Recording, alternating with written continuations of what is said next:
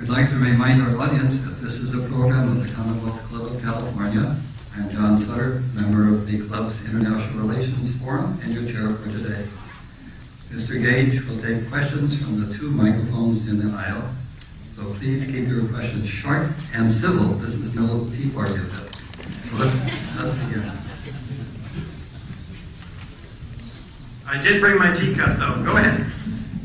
The New York Times carried a front page story over the weekend saying that several thousand pieces of steel from the World Trade Center had been, quote, discovered and would be made available to nonprofit organizations for memorials. Has any of that been offered to your organization? Like some? Not yet, but we will apply for such access to be sure. There are also several steel sculptures that have been erected, and interesting little pieces of these have been tested and have been found to contain thermite. Over here. I was there. I worked for the Red Cross. Sorry, that's thermite residue. Okay, I was there and I smelled it every day. We were driven into the site by the police on their way, taking us to and from our site where we were meeting with firemen's families. And I'll never forget the smell. The smell of what? The smell of whatever was there. Was it sulfuric? Yeah, kind of. I don't know.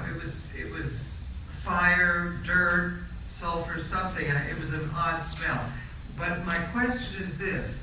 An awful lot of those folks that were on the rescue group are now sick. And I'm wondering if the thermite has anything to do with the illnesses that are showing up in the rescue team. Has anybody done any research on that? I'm not aware of thermite. Just real quick. Howard? The asbestos was obviously extremely harmful. These buildings were loaded with asbestos. In fact, New York City was requiring the owner, Larry Silverstein, who purchased this set of buildings only 6 weeks before 9/11, by the way, knowing that the city was requiring them to be completely rehabilitated, get the asbestos out of the building. And that was going to be a $5 billion project.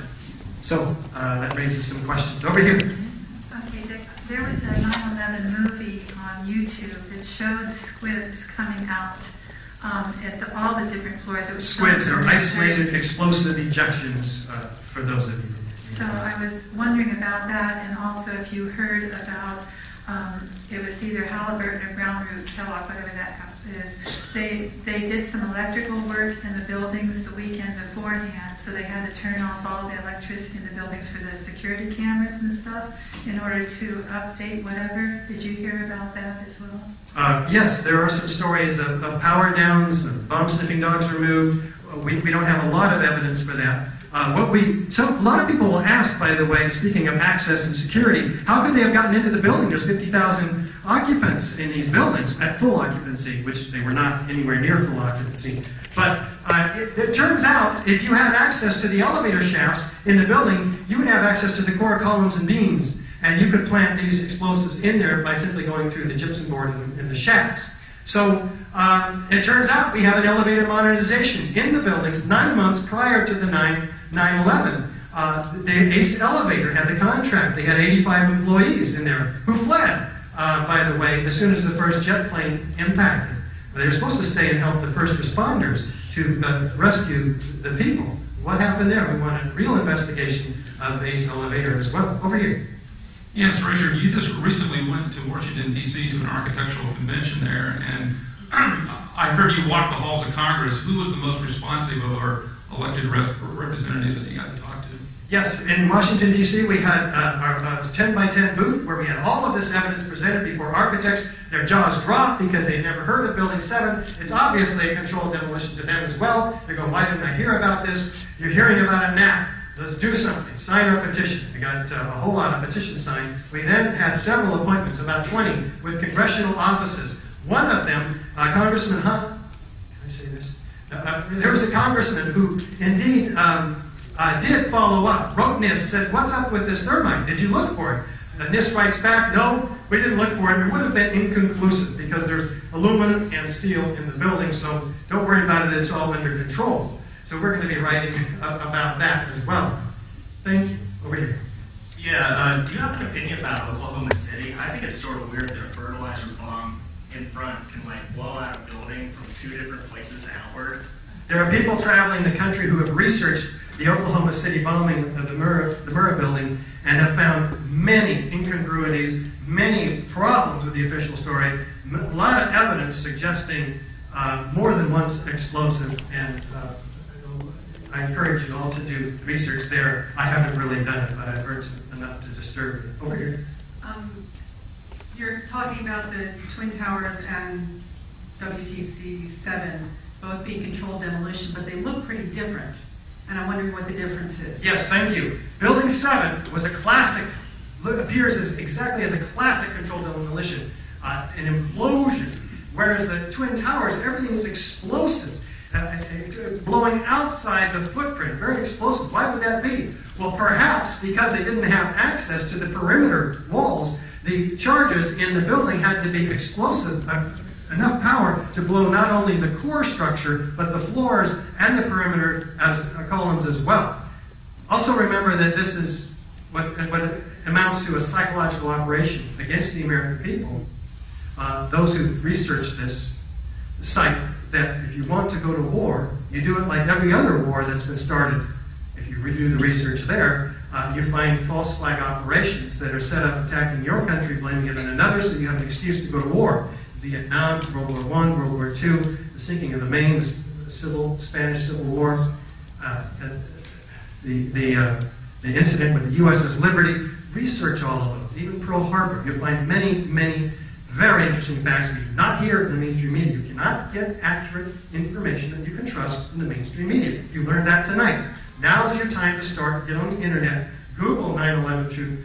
Google false flag operations. You'll find a whole history that you may have been completely unaware of, as was I 3 years ago. Over here. Could you comment on Shorenstein saying take the building down? I think that was his name, the owner of the building, and the videos at the DOD, and also the Cleveland Airport list. Well, Larry Silverstein was the owner of the building. Let's listen to him. It's been considered the starting point for rebuilding. Located north of the slurry wall, 7 had been cleared faster than the rest of the site, and there had been no bodies to recover. Pelted by debris when the North Tower collapsed, 7 burned until late afternoon, allowing occupants to evacuate to safety. I remember getting a call from the fire department commander telling me that they were not sure they were going to be able to contain the fire. I said, we've had such terrible loss of life. I mean, this amount of thing to do is pull. And they made that decision to pull, and then we watched the building collapse. What does he mean? Well, he came back later and said, I meant to pull a fireman out of the building. But it's documented that there were no firemen in the building to pull out. They were scratching their heads, wondering why they weren't fighting the building. The other question had to do with the Pentagon. There's enough confusion about the evidence relative to the Pentagon to scare even the worthiest researcher from it, and disinformation as well. So we don't touch it because the evidence is very clear, especially when you look at the rest of the 2 hours that we have available for you tonight outside. And I think we're ready. There is time for just one more question, and so the nanothermite was not developed by Afghanis in cave. It was developed with NIST in collaboration with the Lawrence National Laboratory, controlled by UC University of California system. The cave is in Oakland, at the University of California headquarters.